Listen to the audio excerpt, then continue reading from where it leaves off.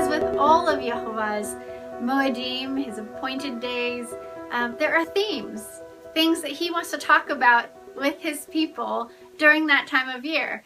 And during Hanukkah, he wants to talk about light, and he wants to talk about dedication, your heart, dedicating your heart back to him, and how to cleanse it, and what it needs cleansed from. And the basic thing is idolatry. Yes, Israel's number one sin has always been and always will be idolatry. Idolatry is none other than worshiping another god besides Yehovah. We can worship the God of Christmas, we can worship ourselves, we can worship another person, we can worship a thing, we can worship an animal, we can worship a stone image. It doesn't matter. The point is not Yehovah, and we need to cleanse our heart from all those things that we worship that are not Yehovah. So we must only serve Yehovah.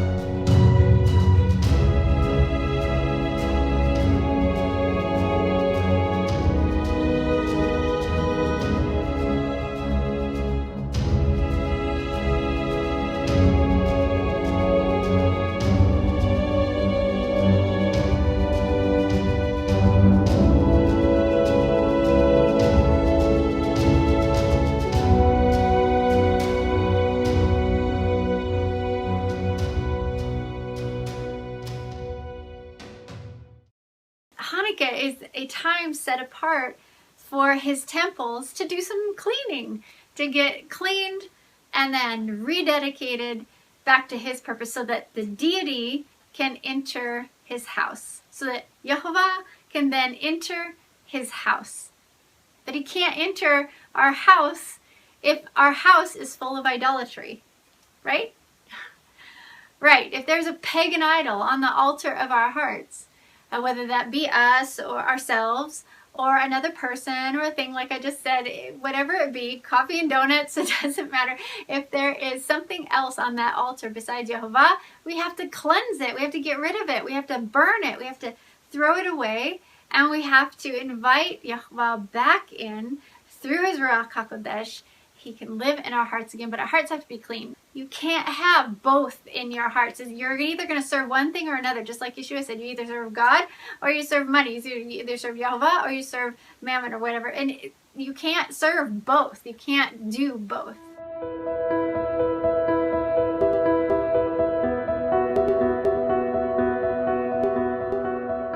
Okay, so going a little further here, let's talk for a second about Christmas and Hanukkah.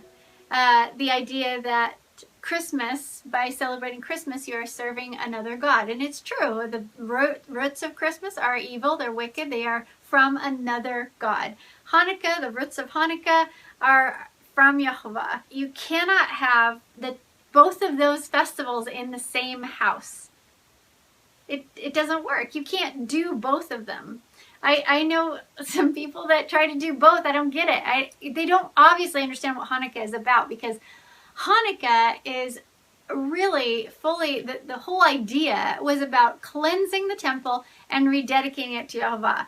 And it was freedom from pagan sun god worship. So Antiochus had actually was enforcing pagan sun god worship upon the people. And when Judah came in and got rid of all those idols and cleansed the temple, he was getting rid of pagan sun god worship. That was the goal. That was the idea. So we see here in Hanukkah today, and how Hanukkah gets personal, is that we can't on our hearts have Hanukkah and Christmas. The two are very at odds, because Hanukkah is a celebration from Christmas.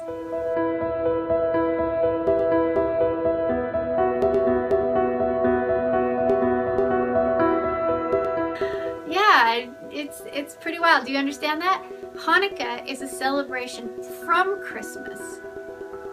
You can't have both. It's like oil and water. If you try to have both, you don't have the real Hanukkah.